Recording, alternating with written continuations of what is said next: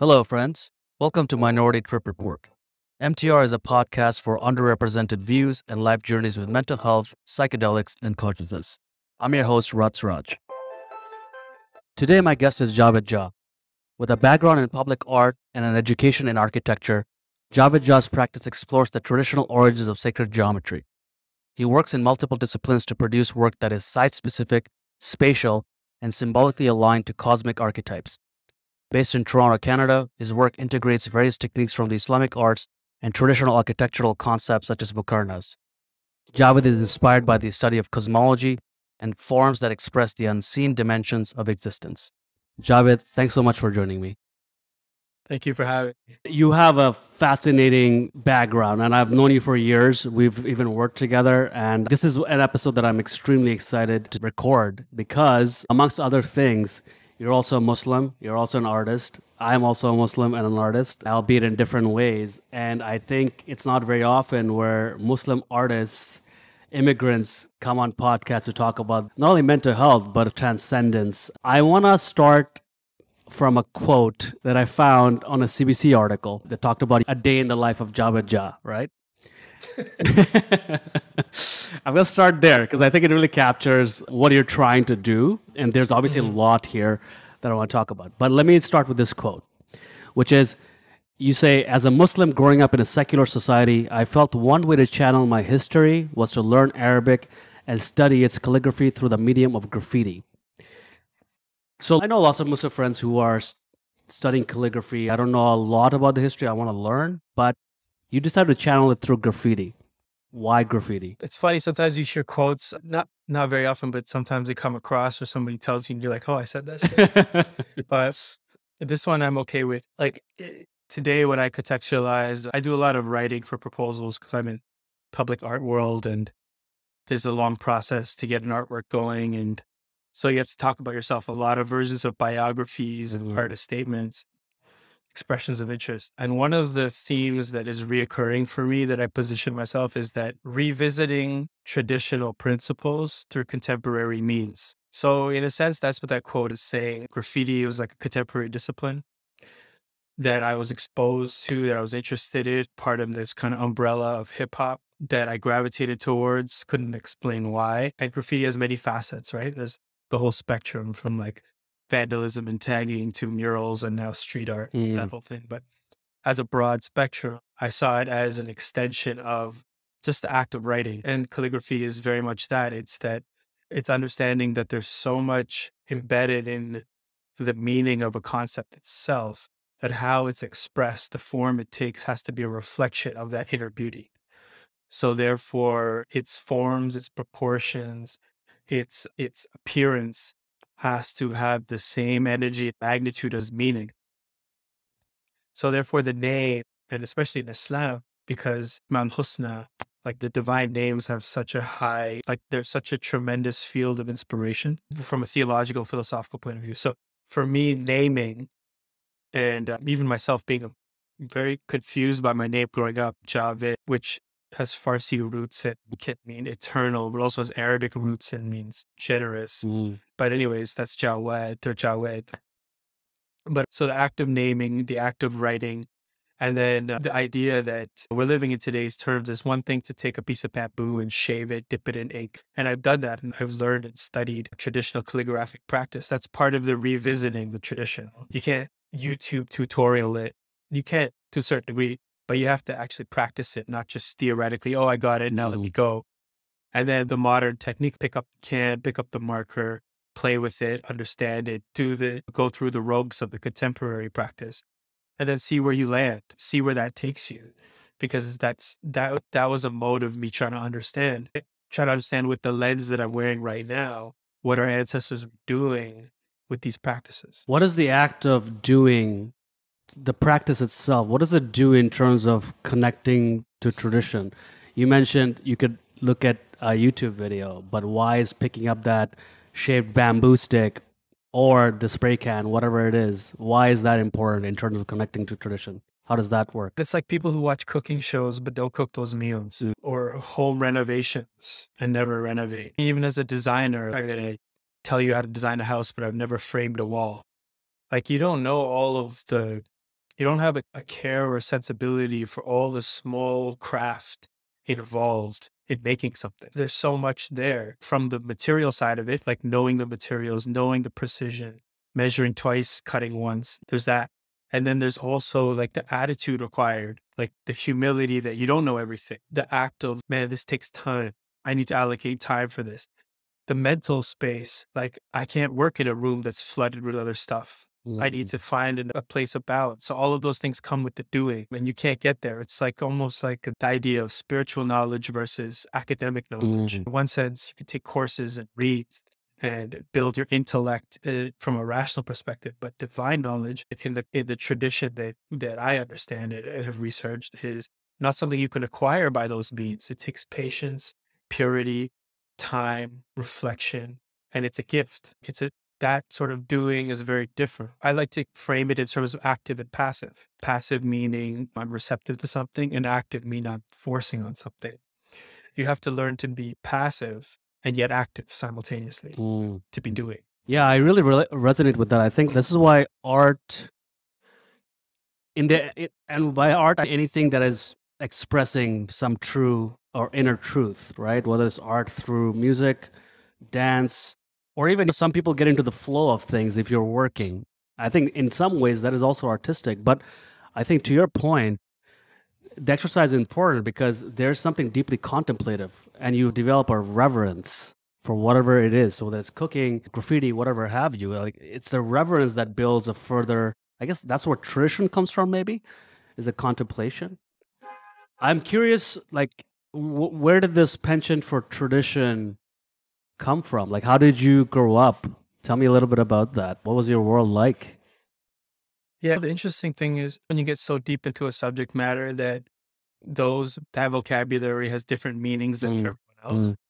So if you go deeper into existential philosophy or perennialism or any of the transcendental philosophies, which are outside of the main logic in Western philosophical realm, like even outside of Aristotle and Plato, then tradition has a different meaning. It's capital T tradition. And probably the best scholar who's defined that would be Sayyid Hussein Nasser in like contemporary Islamic terms.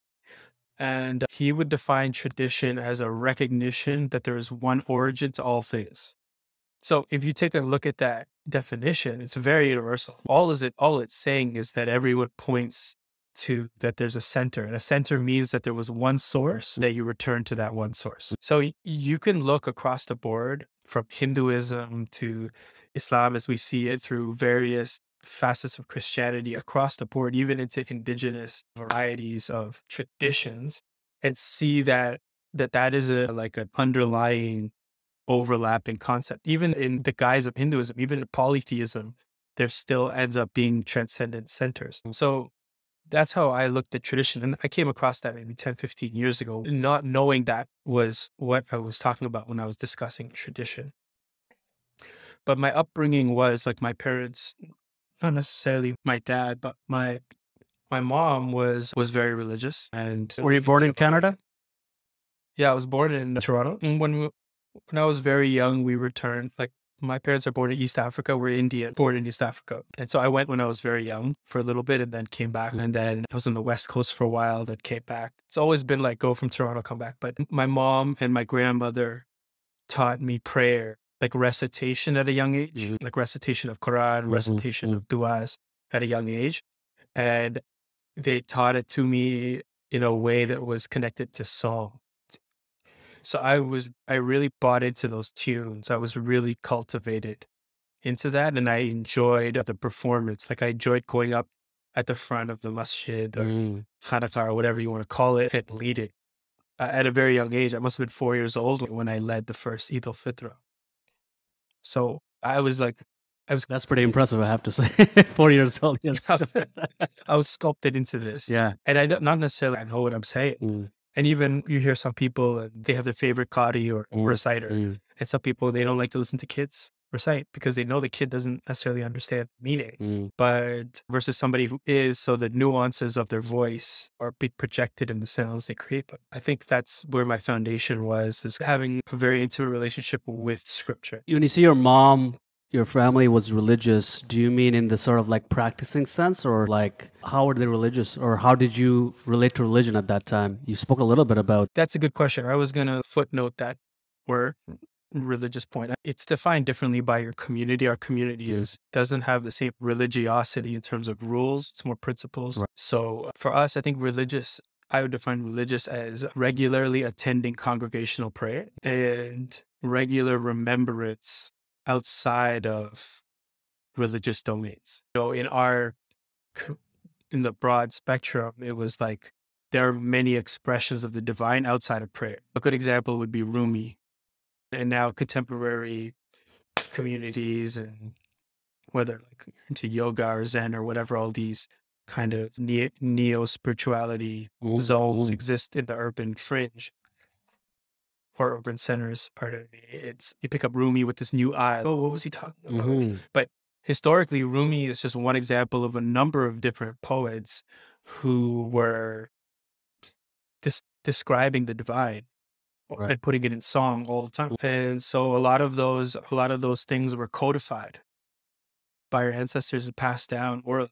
And my grandmother and my mom would always be singing. This is the kind of stuff, this is exactly why I was so excited to speak with you, because I deeply resonate with that idea. But I did grow up with a very twisted, confused version of Islam, because I spent 14 years in Saudi Arabia growing up there. And we're going to talk about your experience in Saudi Arabia shortly. Yeah. On one hand, it was this dogmatic, oppressive, every worst bad thing you can imagine. And ironically, it was the center of Islam. We lived in Makkah and then moved to Jeddah for a number of years. And to watch that, and then, of course, the racism that my family and I experienced there, it wasn't racism. Actually, the right word for it is classism. It's not so much race, it's that poor people tend to look a certain way. But on the other hand, I felt this like exceptional sense of peace when I walked into a mosque. The tall ceiling fans, the tall ceilings, the soft carpet. So you go in there, there's this reverence, and people are in a deeply meditative state, right? So it's like this confusing sense of what dogma is and religion is, while superimposed on what religion or religiosity, like you said, the ritualistic aspects of meditating and going inwards, which is where it can be very powerful. Both my parents are very practicing Muslims, and I see what prayer and religion does for them, and faith. And I've gone from being completely anti-religion, almost like vehemently anti-religion, to now finding it my way. And I really resonate with what you just said and the way you describe religiosity. Yeah, I add to that. I meet a lot of people who express, and they weren't close to the center. They were close to Mississauga Center. They weren't at Mecca. And I even recently, being in Saudi, and speak to people who share this feeling, and not even just those from a class that were treated lesser, like even Arabs that weren't necessarily treated the same way. But I think that I'm very inspired by the scholar Ibn Arabi, who's called the Sheikh al-Akbar, the greatest master. And one of the things he says is a very interesting story. When he was a teenager, he was introduced to Averroes, Ibn Rushd, who was the great theologian, Aristotelian scholar of Sevilla and Andalusia at that time. This is 12th century. And he comes face to face with this young teen, the sensation Ibn Arabi, and Averroes is this huge figure of logic or kalam in Islamic theology. And they just look at each other. This is Ibn Arabi describing it, the experience. And the guy looks at him and he goes, "So is it true?" This is what he says. And what he means by "so is it true" is that, are the experiences you've had of the divine confirming or are confirming the logic that the conclusions we have come to via logic about the truth, or are they not? That's what he's asking. And the young Ibn Arabi looks at him and he says, yes and no. And that seems to be Ibn Arabi's position throughout, which is what makes him so difficult for Orthodox Islam to accredit him. Because how can you take the position of yes and no simultaneously? How can you say that, yes, I get it, you have a bad taste from religion, and no, it's a beautiful thing? That coexistence is the essence of understanding that you're in a spiritual world simultaneously as a physical. There's a quote that I actually have the tattoo of. It's by a sage, and it goes, "Love tells me I'm everything, wisdom tells me I'm nothing, and in between these two banks runs the river that is my life." I find it extremely beautiful because it speaks to what you just said. It's both realizing that the universe is within you, but you're also absolutely insignificant.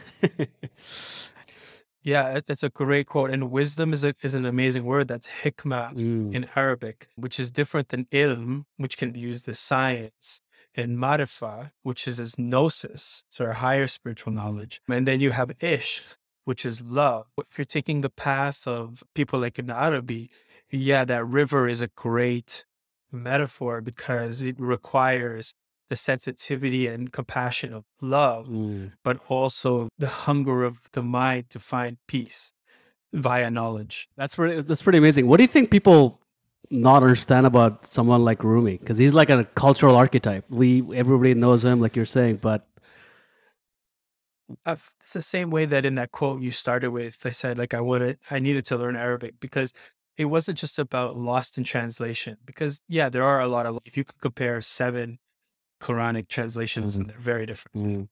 Yusuf Ali and Pickthall are not the same. Study Quran is very different. So, yes, you can see it that there's loss in translation. Even describing Rahma. Are you going to describe someone a Rahman and discuss the womb? Are you going to discuss how the womb exemplifies Rahma? Or are you just going to talk about what it means to be compassionate? Because the thing about learning a language is you access a network of ideas that are encoded in sounds. If you just read a translation of it, you can't access this whole other network, almost like fungi under a forest, connecting all the fungi. That's for your second.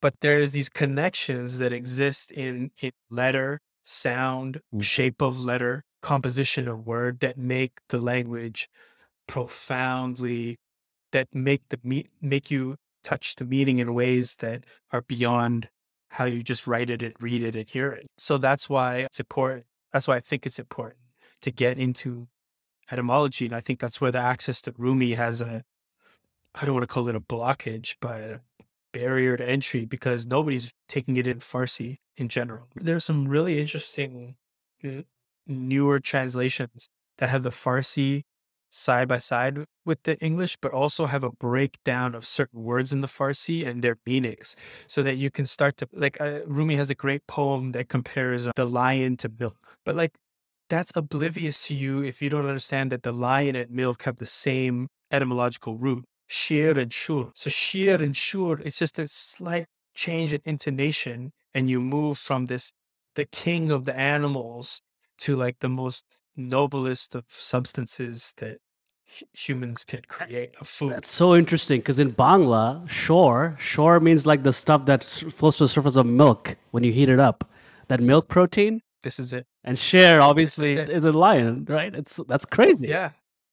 So that's what really gets me going. And that even gets me back to graffiti, seeing how people repurpose their names, seeing how they redefine themselves.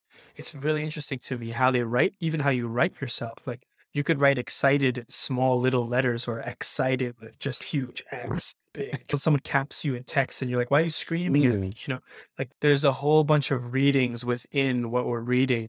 And especially in the Islamic tradition, if Ikra is like the first word that Angel Jibril alayhi salam says to Prophet Muhammad sallallahu alaihi wasallam, it's like read. He's saying read. It's there for you. Man, this is so fascinating to me. I absolutely love this conversation so far. I want to bring us down back to your roots for a little bit because I think it's really, I'm fascinated by how you went from like having these ritualistic practices, experience of religion in this particular sense in the community, to like, how did you find your way to hip hop and then architecture particularly? Was there always, I want to experience and understand Islamic architecture? Was that the way, or where's the connection there? I gravitated to just what happened to be around me and what to me echoed the same principle. Like basketball to me is a big part of my life.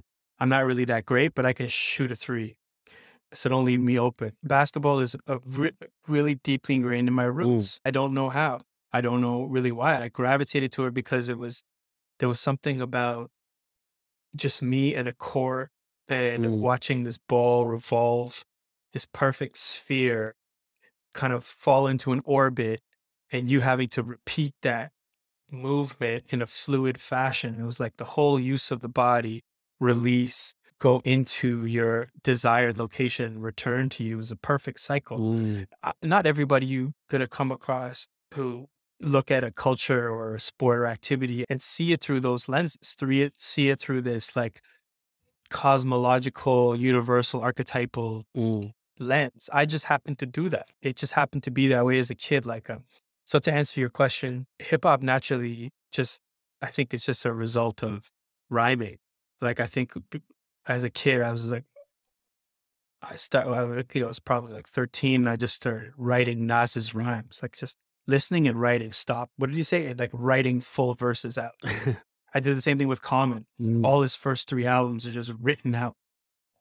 And as I wrote out Common, I noticed all of this puns. Like Common was almost writing for people to read him. It's so full of puns. It's so full of wordplay, letter play. It's ridiculous. So then that led me into freestyling, again, like rap. I spent a lot of time in a sound studio helping at a community center, helping people record. I was part of different various hip hop groups.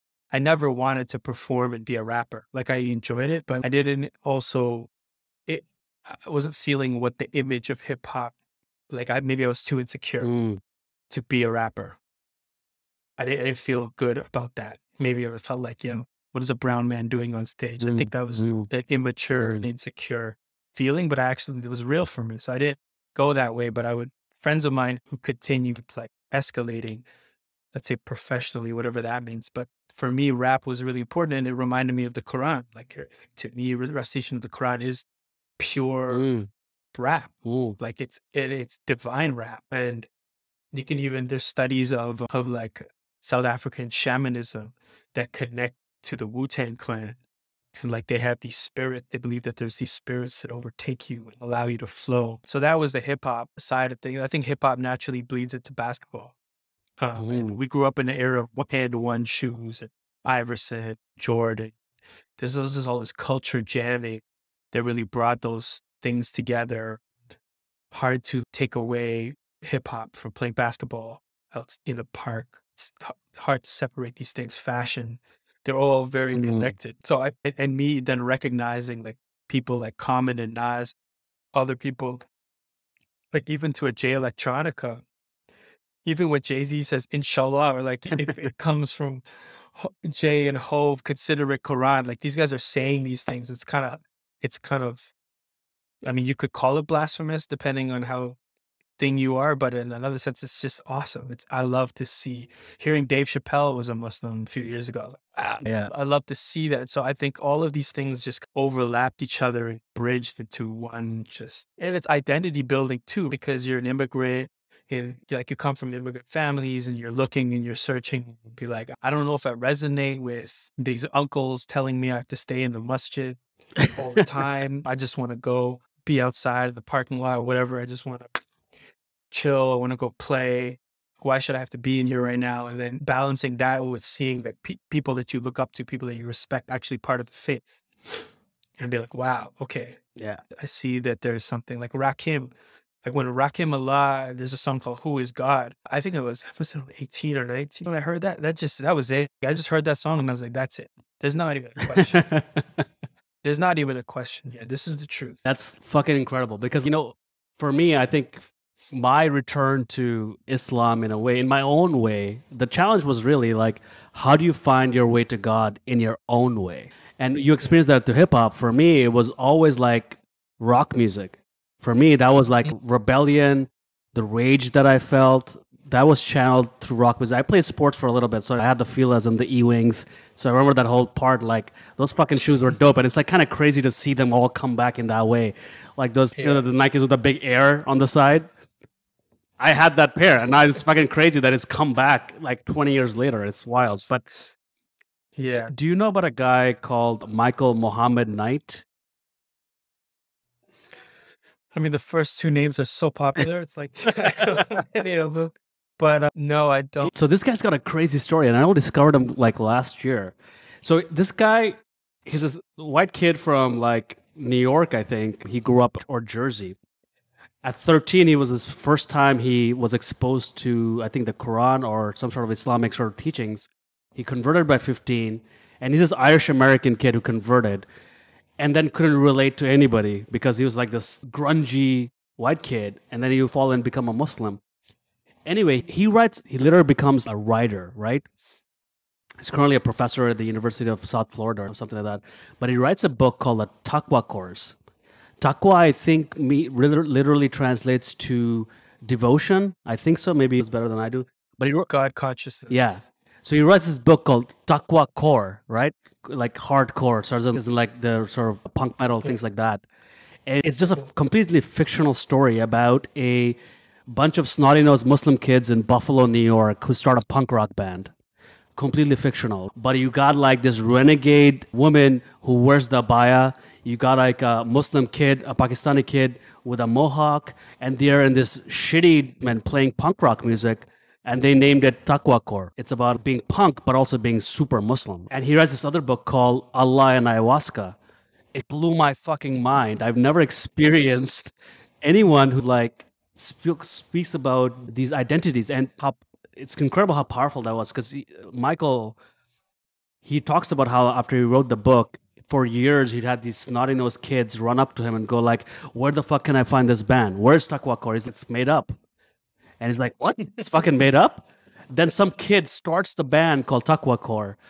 And it's that's awesome. it's amazing. Like, I can so relate in the way you're talking about. It's like, how do you find Islam? How do you become Muslim, but in your own way? Not from these dogmatic uncles who fucking like shit on you, but from your own way. What did your parents think? Like, you went through this journey. I don't know if you had siblings or like, what did they think? I mean, yeah, I just want to comment on one thing is like the hybrid identity, which continue to hybrid on a species of vegetation that continues to mutate and grow with others. And so we incessantly are like recording and trying to keep up with species. Like, oh, this is amazing. There's this. And so the quantitative scientific mind is like blown away because they can't capture. Right. But all of this newness of hybridness is just a reflection of the divine principle of infinity.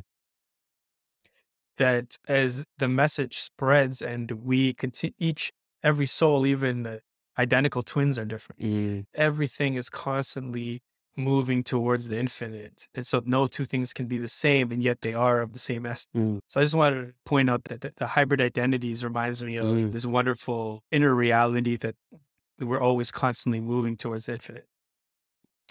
But in terms of my parents, like, I think at times I felt my mom has always been very loving and supportive, and never restricting anything. Maybe wanting to restrict my behavior, like don't go out too late or don't hang around that kid or whatever like that. But even my dad, they were very much, they saw at a young age that I was just making and doing and experimenting and was hardworking by nature. Like, I'm a Capricorn. And I just tend to just go, and if I put my mind to do something, that I'm pretty much going to go get it. Do it. It might not be good, but I'm going to follow through with it. So I think they saw at a young age, just let this kid do what he wants. He's going to figure it out. Obviously, it would mess up, come back home broke sometimes. Like I took some serious risks and went to Africa I had a 2-3 year period where I would come home, work a crappy job for a couple of months, and then just book out and try and paint, thinking I was going to be like some kind of hybrid between Mahatma Gandhi and Che Guevara with the paintbrush. That's pretty cool, though. Just wanted to be some like kind of humanitarian, but so I think there were times they were like, yeah, they're worried, but most of the time I think they saw I had a spark and they just let me be. My sister is 6 years younger. And she was around, so she took up enough attention for me. But I think also those families treat men differently. Like, unfortunately, that's just the reality of that generation. But there wasn't. And then when I decided to do architecture, I think that from an Indian perspective, oh, it's a profession. And everyone just calms down. Oh, you're not going to be painting in the streets anymore? Okay, cool. Yeah, this is great. Little do they know. Like, I mean, architecture is not the profession I would. 9 out of 10 people who ask me, but should I do architecture? I'm like, for you, no. It's probably funny because like they're relieved. They were like, "Oh, you're not a doctor engineer, but at least you're not fucking off every few months." And okay, just you got a job. It's just we can tell our cousins and our family about it, right? Yeah, like, I mean, and to do architecture, you have to take a master's.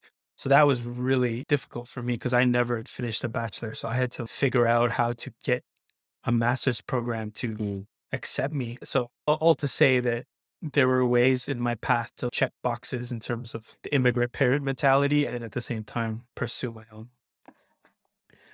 Did you feel Muslim all along? Or would you walk away from that identity for a while in order to find your way back? The thing is that I wasn't accustomed to defining Islam in terms of the rituals. Mm. I know that I meet a lot of friends with, participate in a lot of Muslim communities where that is the case. But like when I started studying Arabic, or if you look deeper at the root of this term Muslim and where it comes from, Islam, it's not really a religion. It's just humanity. It's just a human saying, I submit to something greater, and that something greater being one. So, and then those who don't, doesn't make them any less Muslim. Mm. It's just that they're not recognizing their Islamicity. So that was my view, which was obviously radical. Like, depending who you speak to, that might be like, oh, you don't understand. But to me, I honestly just felt it was no different than a human who decides to.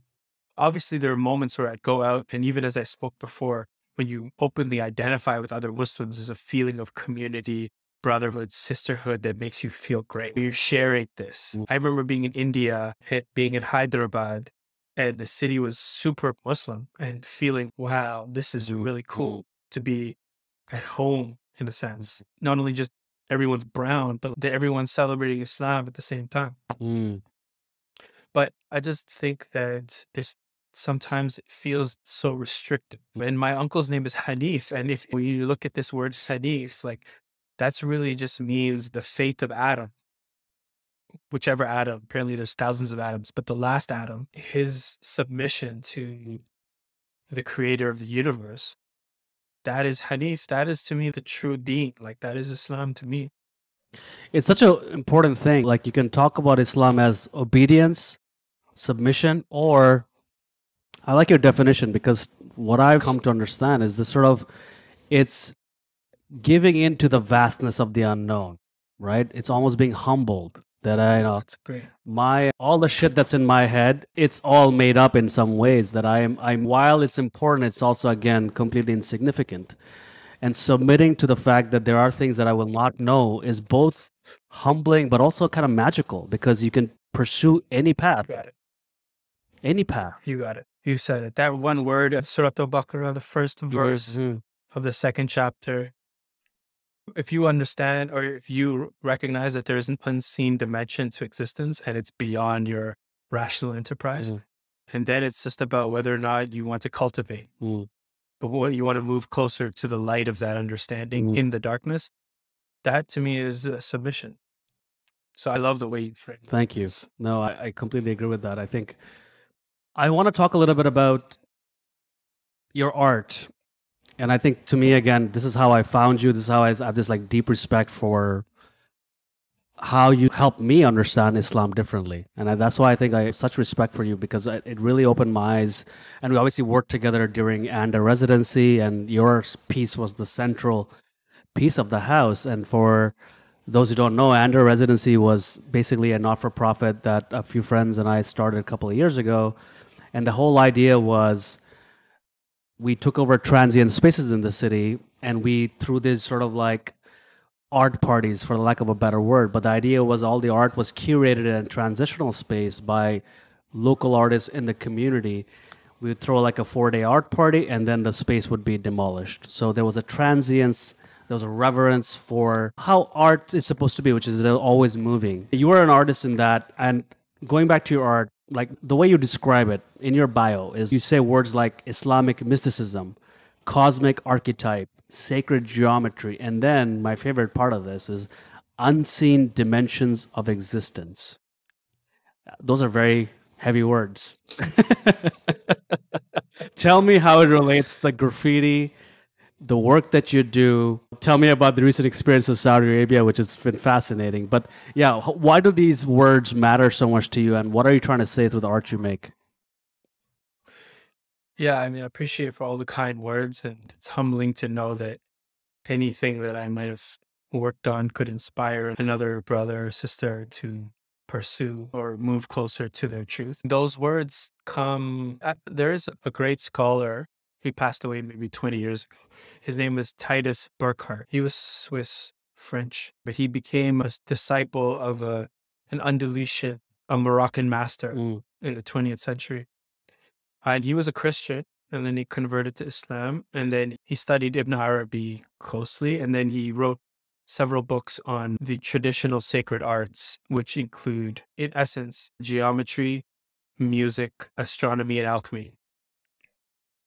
And I read him extensively. I really love the way because he does a lot of overlap. He was very well versed in the Vedanta. And so he is very, very deeply understands Buddhist, Taoist, Confucian design architecture. So he was an artist who was studying world architecture's designs and doing comparative analysis through the lens of, he was a Sufi disciple. And I gravitate to him because he speaks a lot of this quality of transcendence, the quality of being inside of something and also beyond something. So, and that the sacred arts do that.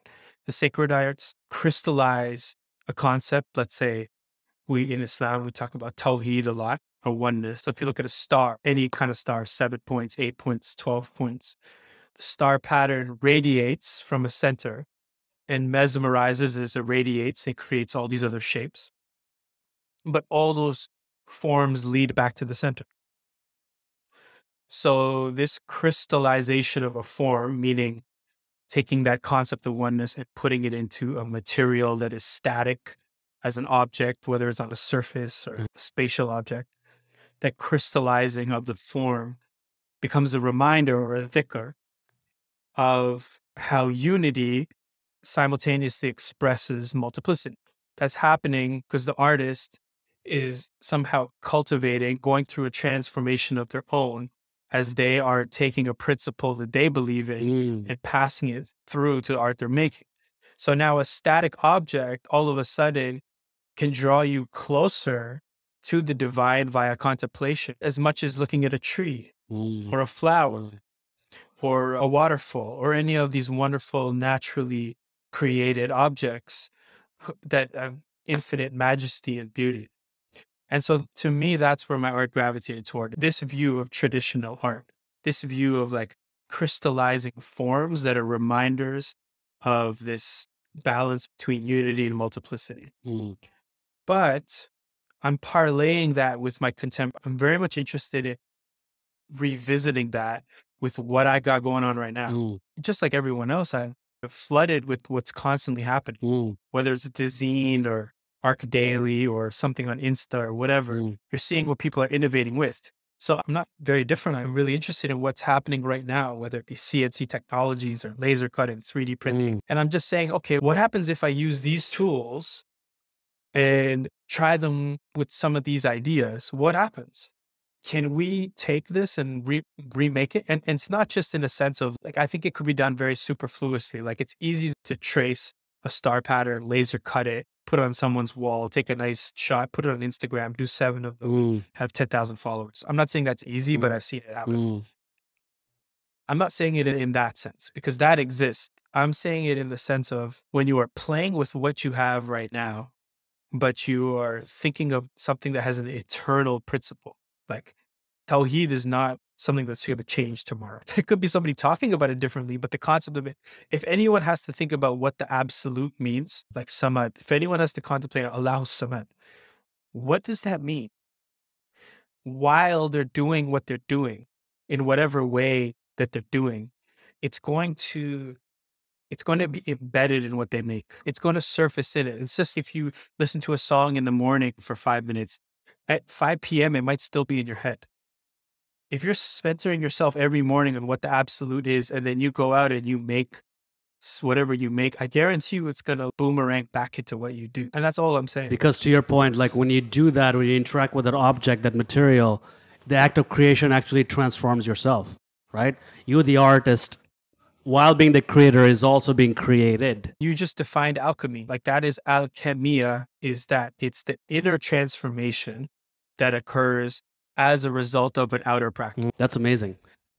No, I think that's essentially how I boil down my practice. I think there's many steps along the way of activities I participated. Like I participated in graffiti. I'm sure there's some graffiti artists that are like, you didn't participate enough. You didn't do enough in this. You didn't pay your dues in that. Same thing with murals. I participated in murals, but I didn't do a mega 30-story massive international. Participated in this. I built homes for people, but I didn't build like Shim Sutcliffe Palace in Rosedale. Like I participated in different activities to the extent that it was interesting and I was learning, but I never wanted to be defined or held by one practice because there were superfluous practices. You learn it and grow from it. I never wanted to say, I'm just this thing. It doesn't matter. Who are you with this label? You can have all the labels you want. You die the same way with what label, which is whether or not you were a good person. Were you a compassionate person? Nobody's like, I think that's something that that's how I define innovation. Speak fluid. And in a definition, that's art. Always moves, right? And I think going to your conversation about identities, I understand where you're like, okay, I got to do 10,000 hours of something to become an expert. I get that.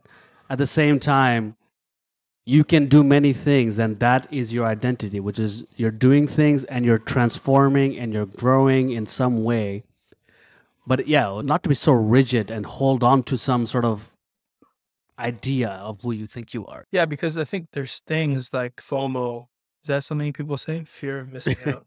I think there's things like feelings of notoriety and how much money in your bank.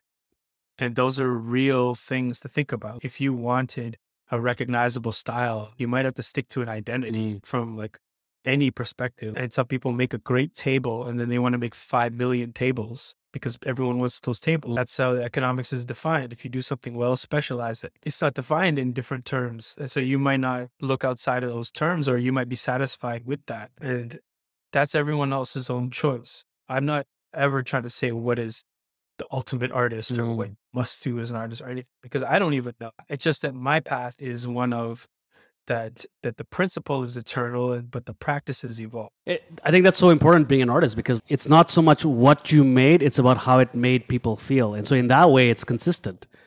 The object of contemplation, whether it's the Kaaba or whether it's a sculpture, it's the same thing. Yeah. What feeling is it eliciting? We are running out of time, so I want to be sure that we covered this part. I could literally chat with you for hours.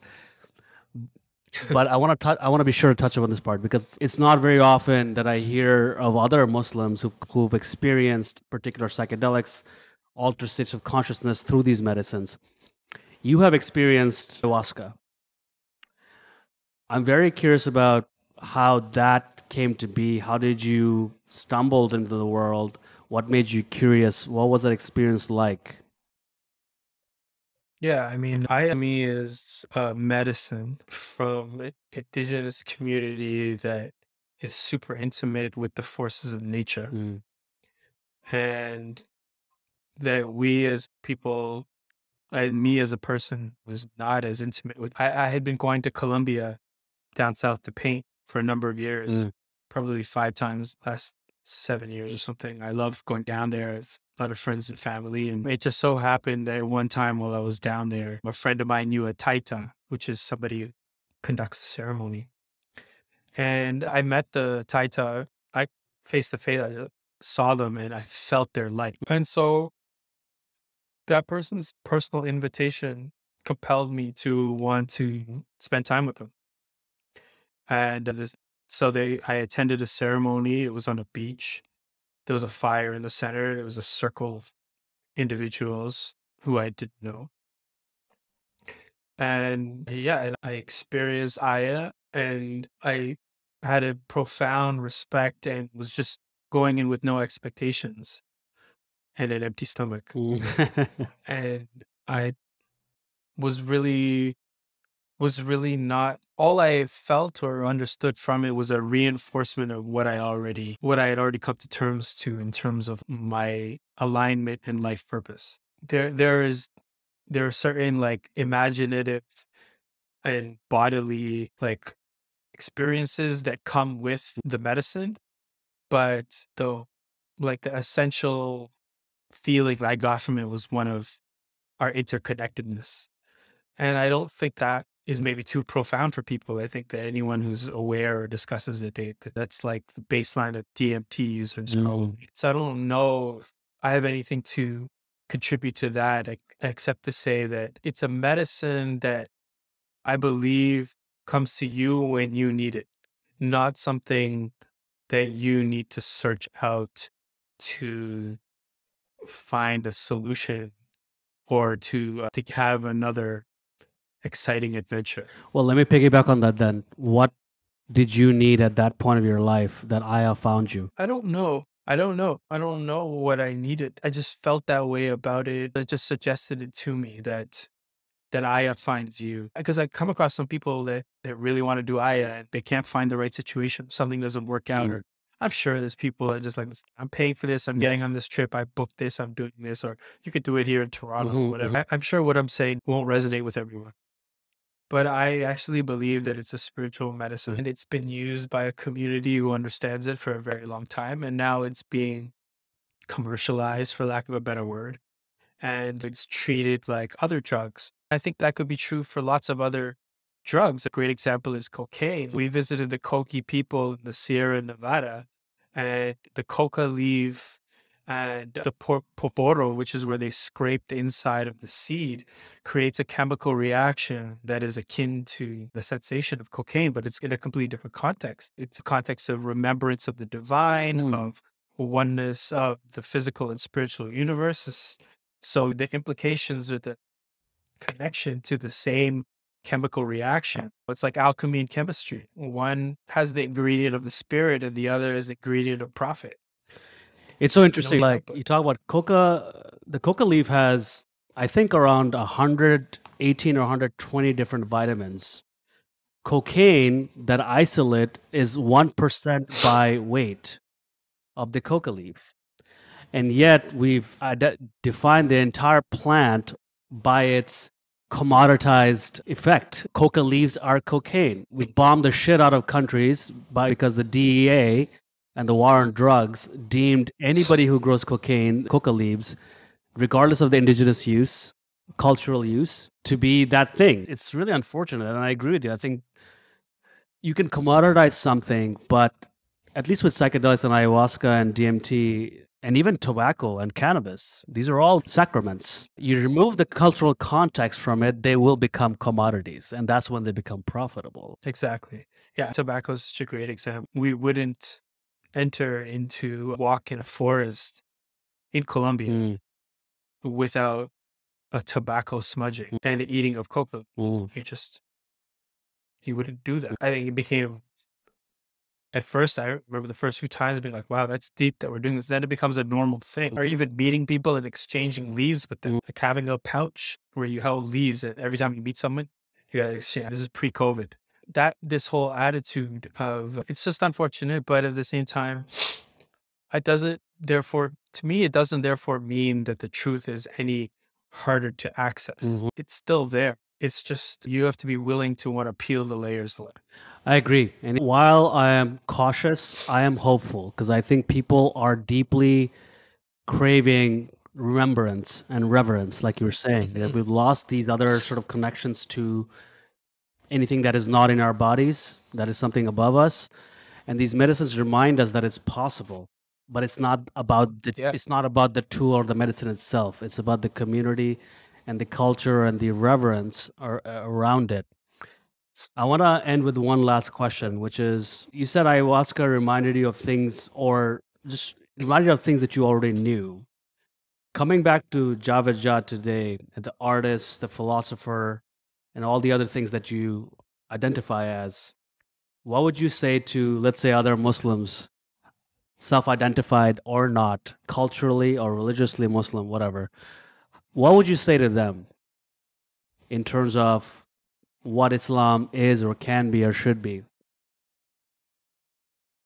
In the context of ayahuasca? Or Just general. To your point about like oneness, wholeness, about submitting yourself to the unknown or to exploration, anything like that. I think it's a good sign if you're questioning why to submit. I think it's a good sign if you're skeptical. Mm. There's a wonderful chart by Ibn Arabi that goes through the 28 stages of existence. And it aligns each stage of existence with a phase of a moon and a number, a letter from the Arabic alphabet. Mm. And when you get through all the stages, you start at new moon, you get the full moon. When you get to the last stage is a human. But the human stage is actually one before the last stage. And the last stage is actually the degrees themselves.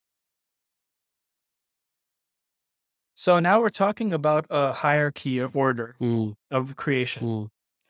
And the last stage itself is the hierarchy, not the thing that's at the last stage. What that implies is that knowledge is of higher order than anything in the order itself. Knowledge of the order is the most important thing.